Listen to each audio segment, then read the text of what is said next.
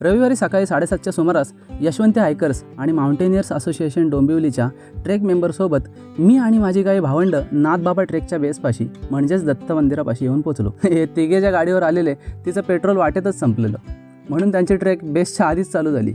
ट्रेकला 50हून अधिक माणसं येणार होती. ती येईस्तोवर आम्ही मंदिराबाहेरच्या जागेत उभे राहिलो. यशवंती हायकर्सचे ज्येष्ठ सदस्य श्री पद्माकर गायकवाड सर आणि डोंबिवली ग्रुपचे ज्येष्ठ सदस्य श्री सतीश गायकवाड उर्फ डॅडी आल्यानंतर थोड्या वेळातच आम्ही मंदिराच्या शेडमध्ये ब्रीफिंगसाठी जमलो. तिथे अजय दादाने ब्रीफिंगची सुरुवात केली. नंतर गायकवाड सरांनी या मंदिर परिसराचा इतिहास, झेनिथ वॉटरफॉल म्हणजे सुभेदार धबधब्याविषयी थोडी माहिती दिली. मग केपी वॉटरफॉल विषयी बोलून ट्रेकचे नियम समजावले. यानंतर सगळ्यांनी नाश्त्यासाठी रांग लावली. कांदेपोह्यावर असा मस्त ताव मारला आणि चहाचा झुरका घेतला. नंतर डॅडींनी प्रत्येकाला एक लंच बॉक्स दिला. घरगुती भाकरी भाजीचा हा डबा घेऊन परत एकदा टीम लीडर्स प्रणित, वसंत, सचिन, अभिजित, शुभम, निखिल या सर्वांनी ट्रेकचे आणखी काही नियम सांगितले. मग प्रत्येकाच्या हातावर हे चॉकलेट मिळाल्यावर आम्ही सर्वच रान वाटेल लागलो. ट्रेक चालू झाल्यापासून सर्वात खडतर वाटणारी आणि प्रचंड निसरडी अशी 5 पायरीची वाट पार करावी लागणार होती. ही वाट चालताना आधीच लहान पायऱ्या, त्यात चिकट असल्याने थरार ॲडव्हेंचर म्हणजे नक्की काय असतं हे मी पहिल्यांदा अनुभवलेलं. पण सोबतीला टीम लीडर्स असल्याने बरीचशी जोखीम कमी झाली. येताना मात्र आम्ही इथून रोप लावून उतरलो. वर केपी वॉटरफॉलला पोहोचल्यावर असं समजलं की काम सुरू असल्याने आम्हाला नाथबाबाला जाता येणार नाही. मग तिथेच फोटोशूट करून सुभेदार धबधब्याला जायचं